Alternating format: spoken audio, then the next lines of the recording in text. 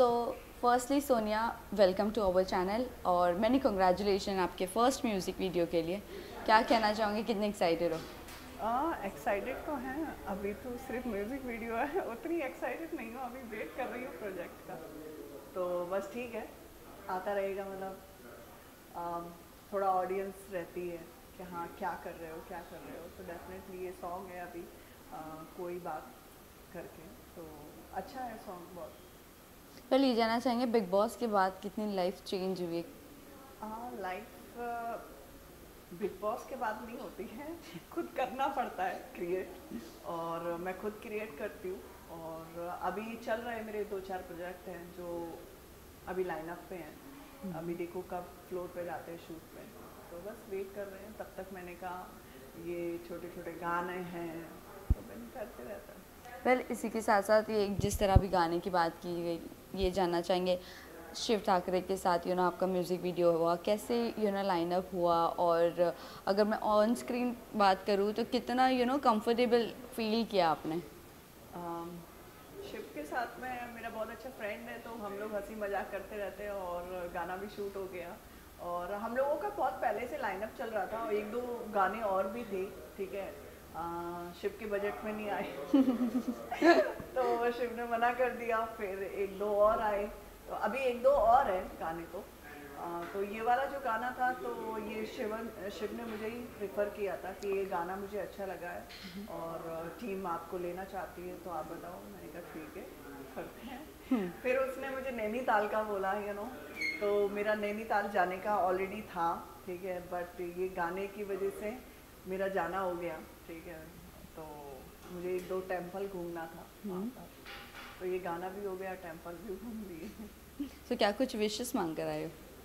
विशेष ऐसा कुछ नहीं है, बस मन की शांति के लिए मैं प्रे करती हूँ। हाँ, मांगना नहीं होता। मांगने, पहली बात तो भगवान ने मुझे बहुत कुछ दे रखा है, मैं उनसे मांगने जाऊँगी तो मतलब नहीं है।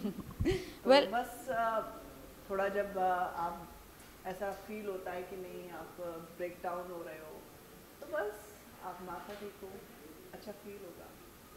इसी के साथ साथ थोड़ा बहुत ये बता दीजिए, ऑफ स्क्रीन बॉन्ड शिव के साथ कैसा रहा और आप कितना उन्हें जानती थी पहले से? शिव को मैं जानती थी उनके रियलिटी शो से। इनफैक्ट उन्होंने बहुत अच्छे रियलिटी शो किए हैं। पहले बिग बॉस मराठी में वो विनर रह चुके हैं, फिर उनके बाद बिग बॉस रनर अप रहे। खतरों में काफ़ी देखा मैंने, और फिर नचवलिए में मुझे एक्सपेक्ट नहीं था। नचवलिए ही था ना वो, मुझे डांस, एक्सपेक्ट, हाँ नचवली, डांस वाला, डांस दीवाने, डांस दीवाने, डांस दीवाने नहीं, सॉरी झलक, झलक, झलक, सॉरी। तो झलक में क्या है, मुझे उनकी पर्सनालिटी देख के लगता नहीं था कि वो इतना अच्छा डांस कर सकते हैं, बट मैंने ऑन स्क्रीन उनको देखा तो अमेजिंग, उनका डांस बहुत अच्छा है। तो ऐसे मैं काफ़ी टाइम से जानती हूँ, बट हम लोगों ने काम साथ में नहीं किया था। इस टाइम हम लोगों ने काम किया है और आई होप आगे भी हम काम करें। थोड़ी ऑफ स्क्रीन बॉन्ड की बात करें तो कितना मज़ा आया शिव के साथ काम करने में? और कंफर्टेबल एक जोन होता है ना कि नए आर्टिस्ट के साथ बैठ के कंफर्टेबल जोन।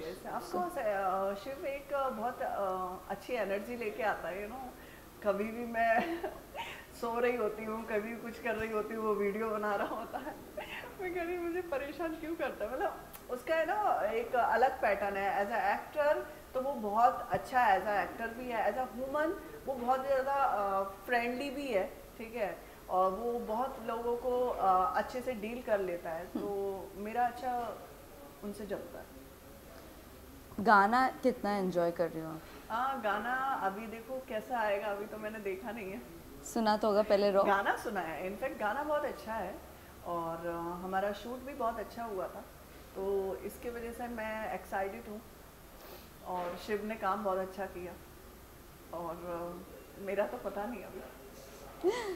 ये एक गाने के बारे में जानना चाहेंगे, कहीं ना कहीं ऐसा लग रहा है कि रोमांटिक सॉन्ग है, तो इसके बारे में बता दीजिए कि क्या गाना है। बट इसमें एज एक कपल की स्टोरी है जो शादी करना चाहते हैं बट शादी नहीं हो पाती बिकॉज ऑफ फैमिली, तो इसकी वजह से वो अलग हो जाते हैं और लड़की की किसी और से शादी हो जाती है, तो इस टाइप की स्टोरी है और शिव अकेला रह जाता है।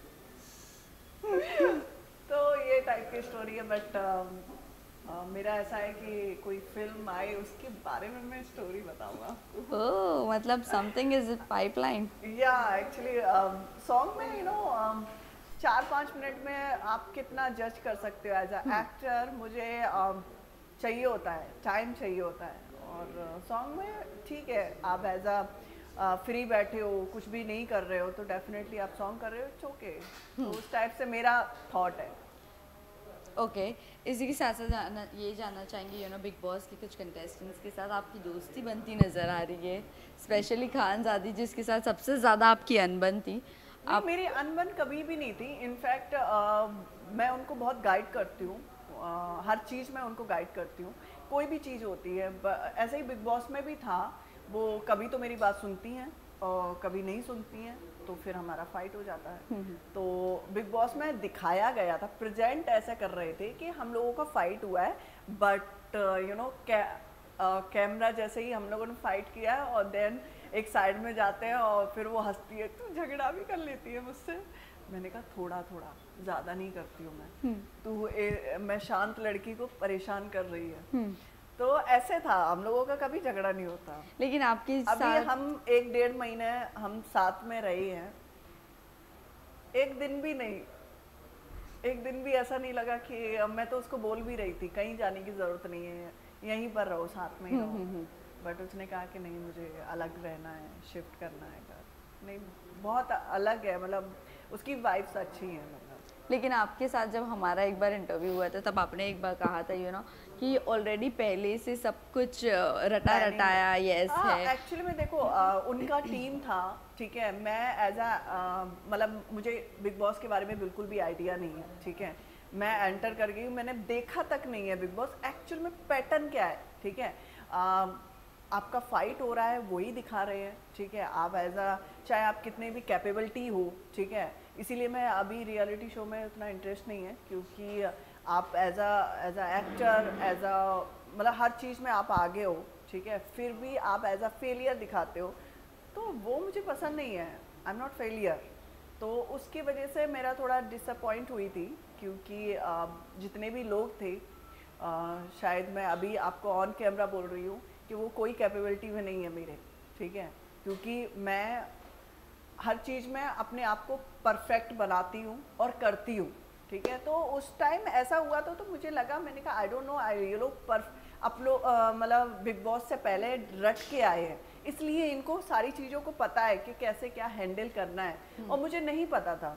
तो इनफैक्ट जितना ईशा ने काफ़ी अच्छा खेला, जितना ईशा ने मैनेज किया वहाँ पर, वो भी एक बहुत समझदारी थी, ठीक है।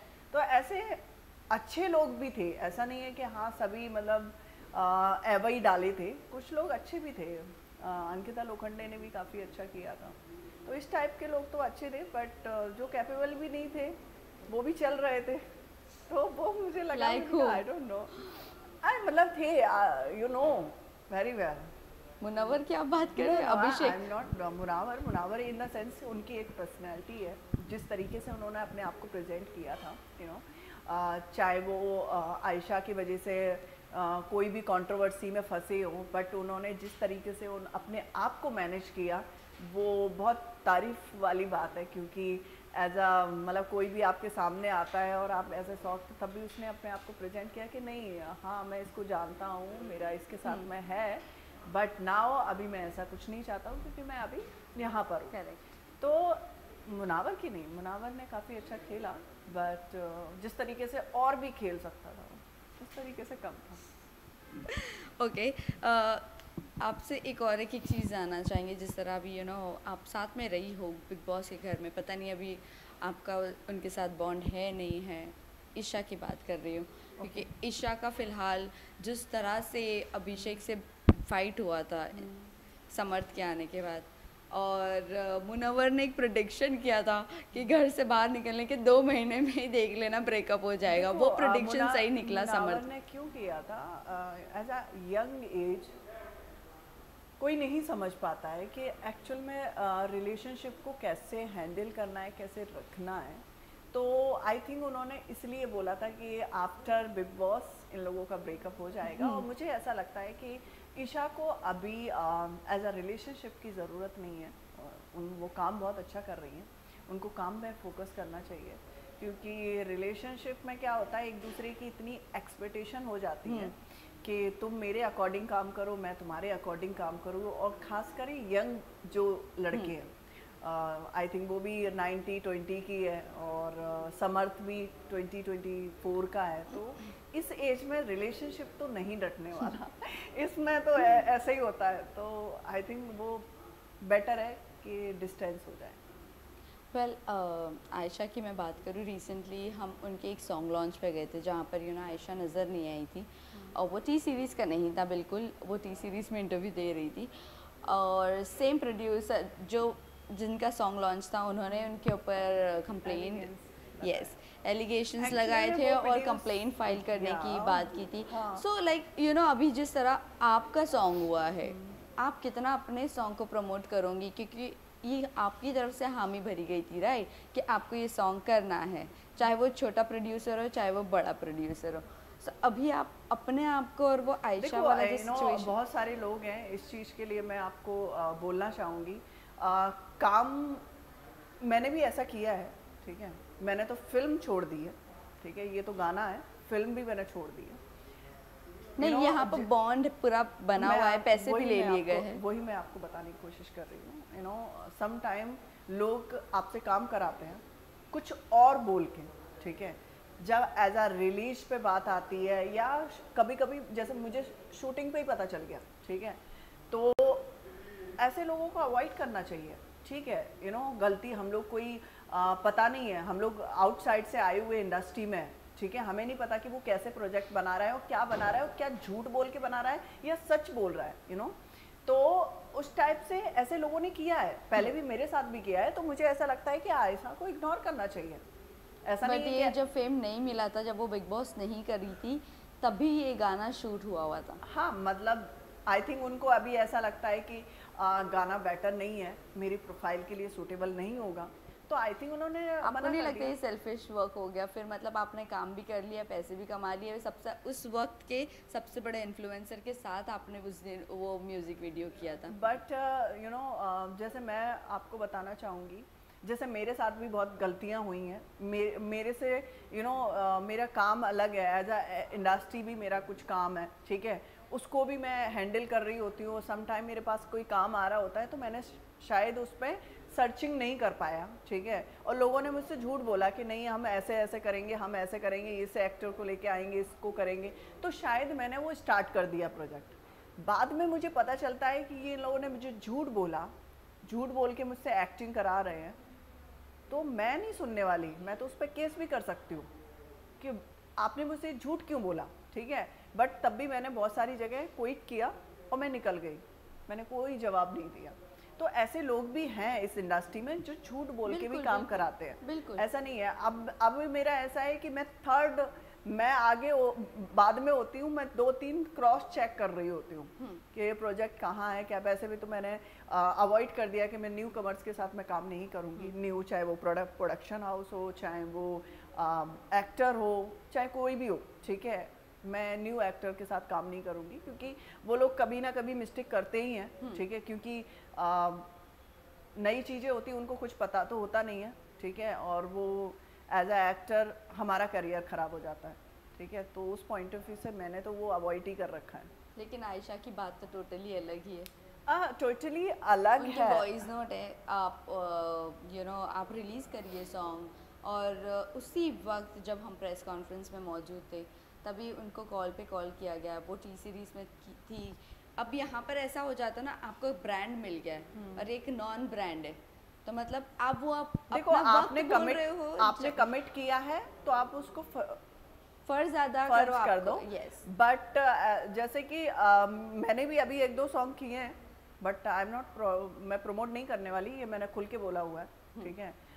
मैंने तो ये आपके बॉन्ड पे आपने मेंशन भी करवाया होगा, राइट? मैंने एक्चुअल में क्या है ना, मैं करना ही नहीं चाह रही थी, बट डायरेक्टर और प्रोड्यूसर काफ़ी फोर्स करने के बाद, बट मैंने उनको बोल दिया गाना मुझे अच्छा लगा आफ्टर एडिटिंग तो मैं अपनी प्रोफाइल पे डालूंगी, नहीं आप अपनी प्रोफाइल पे डाल के खुश हो जाना। वैसे बॉन्ड में नहीं है या आयशा मैं आयशा की बॉन्ड में सब कुछ मेंशन किया हुआ है, उन्होंने हाँ। वो सब कुछ बताया है, तो वही बस जाना था। देखो अब जैसे मेरा है, मुझे अपनी बात को खराब नहीं करना होता, ठीक है, मैंने जो बोला है वो मैं करूँगी, ठीक है, तो इसकी वजह से आई डोंट नो आयशा किस तरीके से उन्होंने अपने आप को प्रेजेंट किया हुआ है और किस तरीके से उन्होंने डील की हुई है, बट मेरे साथ भी ऐसा हुआ है, ठीक है, मेरा एज एक दो फिल्म में भी ऐसा हुआ है कि मैंने हाँ आधी फिल्म करने के बाद मैंने छोड़ी है, ठीक है, तो ऐसा बहुत हुआ है, उन्होंने रिलीज किया क्या किया, मैं तो अपने गूगल से इससे हटाने की कोशिश करती रहती हूँ, ये नाम भी शो नहीं करना चाहिए मेरी प्रोफाइल पे, तो ऐसा होता है, ऐसा नहीं है, तो बट हाँ आपका कमिटमेंट है तो उसको पूरा करना चाहिए। मैं इसीलिए जो भी एग्रीमेंट होते हैं मैं पहले से ही मेंशन करके डालती हूँ, ये मैं आपके पेमेंट के लिए कर रही हूँ काम, मैं अपनी प्रोफाइल पे शो नहीं करूँगी, चाहे कोई भी ब्रांड हो, ठीक है, मुझे अच्छा लगेगा तो मैं करूँगी, नहीं तो नहीं, तो ऐसा है। यस, तो ये होता है लाइक वर्क सिस्टम एक होता है। हाँ। और बात रही अनदर म्यूजिक वीडियो की, आपकी खुद की, तो कौन से कौन से को एक्टर है जिसके साथ आपका म्यूजिक वीडियो आने वाला है, क्या आप कुछ बताना चाहोगे? मेरा एक जी से भी आने वाला है, मेरा फ्रेंड है मोहित कपूर, उन्होंने डायरेक्ट किया है, पहली बार किया है, हम लोगों ने बाकू में शूट किया था और माइनस में हम लोग गए थे बर्फीली जगह पे, तो वो भी सॉन्ग बहुत अच्छा है, इनफैक्ट लुक वगैरह मेरे बहुत अच्छे हैं और सिंगर भी बहुत अच्छा है उसका, तो एक तो वो गाना रिलीज है और एक शिव वाला है और 2 गाने और हैं, अभी देखते हैं कौन कौन सा आता है। पहले जाते जाते ही जानना चाहेंगे, सोनिया खतरों के खिलाड़ी आ रहा है, कहीं ना कहीं आपके नाम की भी चर्चा रही है, क्या कहना चाहोगे, कितना सच है ये खबर कि आप आ रही हो खतरों के खिलाड़ी में? अभी तो मुझे खुद ही नहीं पता है कि मेरा प्रोजेक्ट चालू हो गया तो I am going to Europe, तो आई थिंक 1 मंथ मैं उधर ही रहूँगी, तो मैं अटेंड नहीं कर पाऊँगी ये कौन सा है खतरों, बट मैं फ्री रही तो definitely I will do it. मतलब आपको ऑफर आया है, राइट? मतलब ऑफर इन द सेंस ये तो सब चलता रहता है, कौन जब फ्री, मैंने क्या बोला आपको, मैं बिग बॉस के टाइम भी फ्री थी, ओटीटी के लिए मेरा फाइनल हुआ था, ओटीटी में भी बातचीत चल रही थी, ओटीटी में नहीं मैंने किया, तो फिर ये मेरे को मेन में ऑफर आया था, तो ऐसे चल रहा था, मतलब ऐसा नहीं था कि हाँ मैं बिज़ी हूँ और फिर उसके बाद मैं अनदर काम ले लूँ, तो उस पॉइंट ऑफ व्यू से नहीं। अभी मेरे 2 प्रोजेक्ट हैं, अब देखो कौन सा ऑन हो जाए, और ऑन नहीं हुआ तो डेफिनेटली मैं खतरों में। वेल अभी जिक्र कर ही लिए हो आपने ओटीटी की, क्या वजह थी आपने रिजेक्ट किया ओटीटी? वो मेरी सिस्टर की इंगेजमेंट थी। अच्छा, ठीक है, और मैं नहीं छोड़ के जाना चाहती थी क्योंकि मैं पूरी रिस्पॉन्सिबिलिटी लेती हूँ कि मुझे कैसे क्या चाहिए, ठीक है, तो सारा डेकोरेशन चाहे कोई भी चीज़ लेके, तो मैं मना कर दिया। मैं इनफैक्ट मेरा और भी काम थे उस वक्त, मैं एक साउथ की फ़िल्म कर रही थी, तो मैंने ब्रेक लिया हुआ था फिल्म में क्योंकि मुझे अपनी छोटी की इंगेजमेंट अच्छे से करनी थी। लास्टली जाते जाते अपने फैंस एंड व्यूअर्स को क्या कहना चाहोगे आप? यही कहना चाहेंगे कि ये गाना है और आप लोग देखें और आप लोगों को अच्छा लगेगा, और मेरे आने वाले प्रोजेक्ट में मेरा अलग लुक है और वो भी आप लोगों को अच्छा लगेगा। Thank you so much. Thank you.